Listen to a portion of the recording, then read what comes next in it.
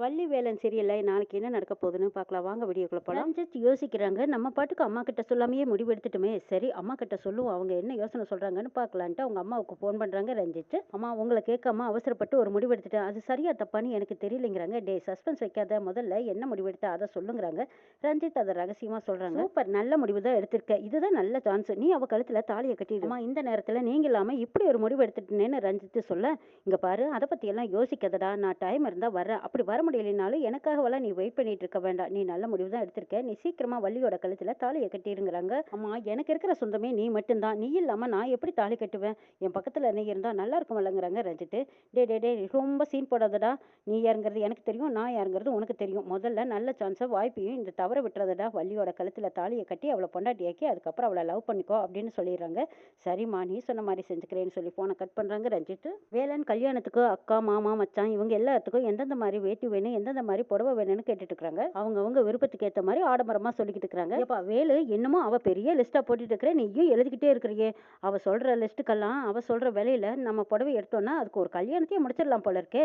நீ பாட்டுக்கு பேசாம அவ சொல்ல எழுதிக்கிட்டே இருக்கியேங்கிறாங்க. ஏமா நான் என்னம்மா பெருசா கேட்டுட்டேன். ஏதோ தம்பியோட கல்யாணம், அதுக்காக நான் இந்த புடவையெல்லாம் எடுத்துக்கிட்டு இருக்கிறேன். இது கூட நீ பெருசா நினைப்பியா அப்படின்னு கேக்குறாங்க.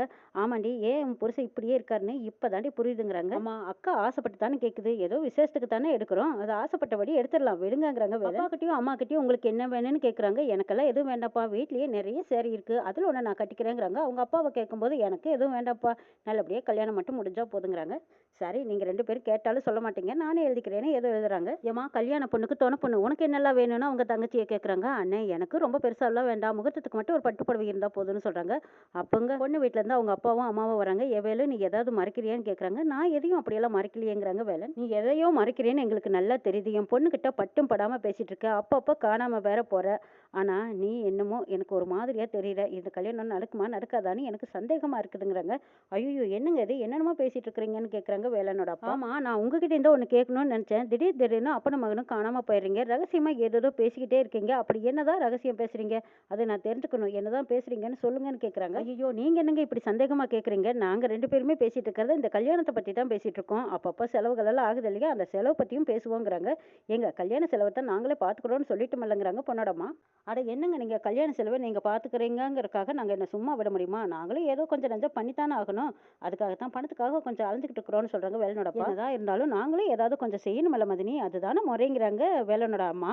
இங்கே பாருங்க ஏதோ பொண்ணு கொடுத்து பொண்ணு எடுக்கிறோங்கிறதுக்காக தான் நாங்களும் சும்மா விடுறோம். ஏதாவது பிரச்சனை வந்துட்டா நான் சும்மாவே விட மாட்டேங்கிறாங்க. இங்கே பாருங்க மதினி, அது எந்த பிரச்சனையும் வராது. 2 கல்யாணமும் நல்லபடியாக நடக்கும், நீங்கள் தைரியமாக இருக்கலாங்கிறாங்க. இங்கே பாருங்க இது என் பொண்ணோட வாழ்க்கை சம்மந்தப்பட்ட விஷயம். இதில் ஏதாவது தப்பு நடந்துட்டா அப்புறம் நான் சும்மாவே இருக்க மாட்டேன். பஞ்சவர்ணா வா போகலாம் அப்படின்னு பொண்ணோட அம்மாவும் அப்பாவும் இங்கிருந்து கிளம்புறாங்க. ரஞ்சித் யோசிக்கிறாங்க. கல்யாணம் தள்ளி போக போக டேஞ்சர் தான், இதை இப்படியே விடக்கூடாது, சீக்கிரமா இந்த கல்யாணத்தை முடிச்சே ஆகணும். அதுக்கு முன்னாடி வேலனோட ஆளுக்கு ஃபோன் அடிச்சு பேசுவோங்கிறாங்க. ரஞ்சித் ஃபோன் பண்ணி நாளைக்கு எனக்கும் வலிக்கும் கல்யாணம் நடக்க போதுங்கிறாங்க. அப்படியா, எப்படி இப்படி சொல்றீங்க உறுதியான்னு கேட்குறாங்க. அது எப்பதான் நடந்தா என்ன, நீங்க சீக்கிரமா வள்ளியோட கழுத்துல தாலியை கட்டினீங்கன்னா தான் என்னோட ரூட் கிளியர் ஆகுங்கிறாங்க. வள்ளியோட கழுத்துல தாலியை கட்டுறதுக்கு வேலை விட மாட்டான். அதனால நாளைக்கு பொழுதுக்கும் நீ அவனை உன் கண்ட்ரோல்ல வச்சுக்கோ. ஆனா அதுக்குள்ளேயே வள்ளியோட கழுத்துல தாலியை கட்டிடுறேன். உனக்கும் வேலன் கிடைச்ச மாதிரி ஆச்சும், எனக்கு வள்ளி கிடைச்ச மாதிரி ஆச்சுங்கிறாங்க. ஆமா ஒரு நாள் முழுக்க அவனை எப்படி நான் கண்ட்ரோல் பண்ணட்டோன்னு கேட்குறாங்க. இங்க பாரு எப்படியோ அவங்ககிட்ட பேசி அவனை டைவர்ட் பண்ணி வை. வேலனோட வண்டியிலேருந்து ஃபோன்லேருந்து எல்லாம் உன் கண்ட்ரோலில் வச்சுக்கோ. ஆனால் எக்காந்த கொண்டு வீட்டை விட்டு வெளியில் வேலனை வரவிடாமல் பார்த்துக்கிறது உன்னோட பொறுப்பு. அதுக்குள்ளேயே நான் என் காரியத்தை முடிச்சுக்கிறேன் அப்படின்னு சொல்லிட்டு ஃபோனை கட் பண்ணுறாங்க ரஞ்சித். வேலனை எப்படி நம்ம கண்ட்ரோலில் வச்சிருக்கிறது ஒன்றும் புரியலையே. சரி தங்கச்சி சென்டிமெண்ட் தான் கரெக்ட் ஆகும். வேலா டே இரு வரேன் அப்படின்னு சொல்லிட்டு வராங்க. வேலன் வீட்டில் அப்பா அம்மா தங்கச்சி எல்லாரும் யார் யாருக்கெல்லாம் பத்திரிக்கை கொடுக்கணும்னு பேர் எழுதி அவங்களை எல்லாத்தையும் மறக்காமல் நம்ம எழுதி கொண்டு போய் பத்திரிக்கை வச்சுட்டு வரணும் அப்படின்னு பேசிட்டு இருக்காங்க. இன்னும் சொந்தக்காரர் இன்னென்ன ஊரில் இருக்காங்க, அவங்களுக்கு எல்லாத்துக்கும் கண்டிப்பாக நேரடியாக போய் பத்திரிக்கை வைக்கணும் அப்படின்னு பேசிட்டு இருக்கும்போது ஆனந்தியோட கல்யாணத்தில் எந்த குறையும் வச்சிடக்கூடாது, யாருக்கெல்லாம் கொடுக்கணுமோ அவங்களுக்கெல்லாம் பார்த்து பார்த்து கொடுத்துடணும், யாரையும் விட்டுறக்கூடாதுன்னு பேசிட்டு இருக்காங்க.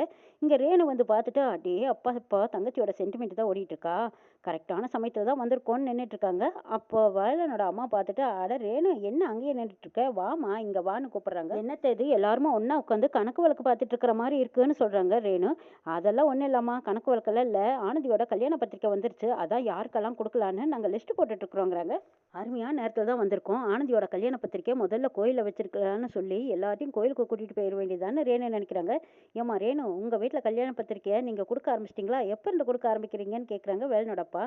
அதுவாமாம்மா, அது எங்க வீட்டுல கல்யாண பத்திரிக்கைய மொத கோயில்ல வச்சு தான் நாங்க எல்லாத்துக்கும் நான் கூட அது சம்மந்தமா தான் பேச வந்தேன்னு சொல்றாங்க. அடடா! அது சம்மந்தமா தான் பேச வந்தியா? சரி என்ன விஷயமா வந்தேன்னு கேட்குறாங்க வேலனோட அம்மா. ஆனந்தியோட கல்யாண பத்திரிக்கைய கோயில்ல வச்சு சாமி கும்பிட்டு வரலான்னு அம்மா சொல்ல சொன்னாங்க. அதான் நான் வந்தேன்னு சொல்றாங்க ரேணு. ஆமா, உங்க வீட்ல எதுவுமே கடைசி நேரத்துல தான் வந்து சொல்லுவீங்களான்னு கேட்குறாங்க வேலன். எங்களுக்கெல்லாம் வேற வேலையே இருக்காதா? நீங்க வான்னு கூப்பிட்டா நாங்க வந்துடணுமா? அப்படின்னு வேலன் கேட்கும்போது, ஏப்பா வேலு என்னய்யா பேசிட்டு இருக்க? பொசுக்குன்னு மூஞ்சில அடிச்ச மாதிரி இப்படி பேசிட்டு இருக்கிறியே நீ? பெரியவங்க முடிவு எடுத்திருப்பாங்க. முடிவு எடுத்து பொள்ளைகிட்ட சொல்லி விட்டுருக்காங்க. இந்த புள்ள என்ன பண்ணுங்கிறாங்க. இல்லம்மா நானும் பார்த்துக்கிட்டு தான் இருக்கேன். நலுங்கு நாளைக்கு வைக்கிறாங்கன்னா இன்னைக்கு நைட் வந்து சொல்றாங்க. நினைச்ச மாதிரி சொன்னா நாம எப்படிம்மா ரெடி ஆகுறதுன்னு வேலைன்னு சொல்றாங்க. ஐயோ சாரிங்க, நீங்க இவ்வளோ பெரிய விஷயமா எடுத்துக்குவீங்கன்னு நான் நினைச்சு கூட பார்க்கலைங்கிறாங்க ரேணு. நான் வேணா போய் எங்க அம்மா கிட்ட அவங்கனால வர முடியாது, வேலை இருக்குது, அவங்களுக்கு என்ன தேதியில பத்திரிக்கை வைக்கணும்னு தோணுதோ அப்ப வச்சுக்கலாம் அப்படின்னு நான் போய் சொல்லிடுறேங்கிறாங்க ரேணு. என்னம்மா ரேணு, கோயிலுக்கு எப்ப நாங்க வர முடியாதுன்னு சொன்னோம், அதுவும் பத்திரிக்கை வைக்க போறதுக்கு நாங்க வர முடியாதுன்னு சொல்லுவோமா அப்படிங்கிறாங்க வேலனோட அம்மா. ஆமா, இவர் எப்படி பேசுறாருன்னு நீங்களும் பாத்தீங்கல்ல, இவர் எப்படி சலிச்சுக்கிறாரு பாத்தீங்கல்ல. எங்க அம்மாவோட எனக்கு இவரு தானே முக்கியம், எதுவா இருந்தாலும் சரி இனிமே இவர்கிட்டயே கேட்டு முடிவு பண்ணுங்கன்னு நான் எங்க அம்மா கிட்ட சொல்ல போறேன். ஆனந்தியோட கல்யாண பத்திரிக்கையை மொத கோயில்ல வைக்கிறது தள்ளி போகும், அவ்வளவுதானே, விட்டுருவாங்கிறாங்க ரேணு. எப்பா வேலைக்கே போய் பத்திரிக்கை வச்சுட்டு வந்துருவோங்கிறாங்க. சரிம்மா, நான் என் தங்கச்சியோட வாழ்க்கையில குறுக்க நிப்பேனா? நல்லபடியா நடக்கணும்னு தான் நான் நினைப்பேன். சரி நாளைக்கே கோயிலுக்கு போய் பத்திரிக்கை வச்சுட்டு வந்துடலான்னு வேலைன்னு சொல்றாங்க. வள்ளியோட வீட்டுல வள்ளி யோசிக்கிறாங்க, உங்க அப்பா எவ்வளவு பெரிய இடத்துக்கு வந்திருக்காங்கன்னா அவங்க எவ்வளவு கஷ்டப்பட்டிருக்காங்க, அந்த பொறுப்பை நீதாம்மா காப்பாற்றணும்னு சொல்லியிருப்பாங்க. வள்ளியோட அம்மாவும் சொல்றாங்க, இங்க பாரு கல்யாணம் முடிஞ்சதுக்கு அப்புறம் என்ன பேசினாலும் பிரயோஜனம் இல்லை, முடியாதுக்கு முன்னாடி பேசினா தான் அதுக்கு ஒரு முடிவு கிடைக்கும்னு சொல்லியிருக்காங்க. விடிஞ்சதும் கல்யாணம்ங்கிறதுனால எனக்கு என்ன பண்றதுனே தெரியலையே, ஏதோ தொலைச்ச மாதிரியே இருக்கு, அது எப்படி நான் தேடி எடுப்பேன், இந்த காதல் எதுக்கு தான் வந்தது. இங்க குழப்பத்தோடவும் புலம்பலோடவும் இருக்காங்க. இங்க வேலைன்னு பத்திரிக்கை எல்லாம் எழுதிட்டாங்க, எல்லாமே கொரியர்ல அனுப்பிச்சுப்பா, எனக்கு கொஞ்சம் வெளியில வேலை இருக்குன்னு சொல்லிட்டு அவங்க அப்பா அங்க இருந்து கிளம்புறாங்க. வேணும் நான் இட்லி ஊத்திட்டு வரேன், எல்லாரும் ஒண்ணா உட்காந்து சாப்பிடலான்னு வேலனோட அம்மா சந்தோஷமா சொல்லிட்டு போறாங்க. சரிங்கிறாங்க ரேணு. வள்ளி வேலன் கிட்ட பேசலான்னு போன் பண்றாங்க. ரேணு தான் போன் எடுக்கிறாங்க. முக்கியமான விஷயம்னா சொல்லுங்க நான் சொல்லிக்கிறேன். நாளைக்கு காலையில எனக்கு கல்யாணம் நடக்க போகுது, அப்போ அப்பா வேலன் கூடவே இருக்கணும்னு ஆசைப்பட்டாரு, அதான் வேலன் கிட்ட சொல்லலான்னு போன் பண்ணேன்னு சொல்றாங்க. அப்படியா, சரி நான் வேலன் கிட்ட சொல்லிடுறேங்கிறாங்க ரேணுகா. இந்த தந்திரமான விளையாட்டை எப்படி ஆரம்பிச்சு முடிக்க போறாங்கன்னு நாளை சொல்ல பார்க்கலாம்.